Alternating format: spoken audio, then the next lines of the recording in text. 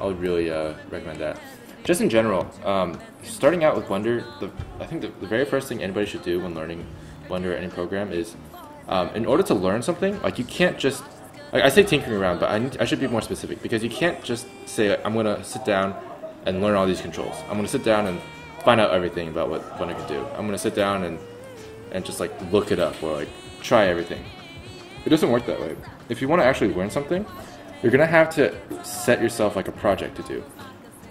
Because you need a goal. You need a goal in order to learn things. You can't just say, I'm going to learn things. You can't just read a textbook, for example, and say you're going to learn things. But if you're reading a textbook to study for a test that you're going to be graded on, suddenly you feel a lot more motivated and you learn things on the way. Well, I'm not saying you should test yourself, but if you were to set projects for yourself for Blender, suddenly you're going to have a goal in mind and you'll have a beginning and finish for what you want to learn. And in between there, you'll be learning everything that you need to learn in order to achieve that goal.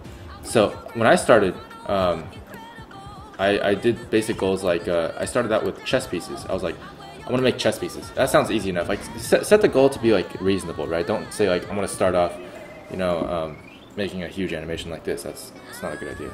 But yeah, if you want to set a goal that's like feasible. I set chess pieces. You could set something just as simple.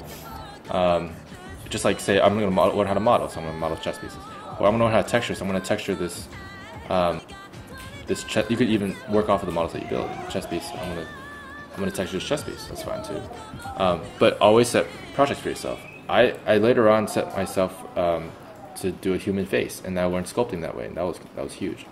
And I learned a lot of the controls that way, stuff like that. But always make sure that you know what you're capable of. Or at least what you're almost capable of, and then set that as your goal, and then just say, I'm going to make this, and then find out everything you need to make that. That will increase your motivation. Yeah, that's probably the biggest motivation factor that people often forget when they say, I'm going to have to sit down and do something. You just have to set your eyes on a goal, and that's really easy to do once you individualize these short-term projects. Anyway. Yeah, so that's the thing. I can't like stress how important that is, and maybe I'll make a video about it some other day about like tips and stuff for beginners, because I'm glad you brought that up, because I think it's incredibly important.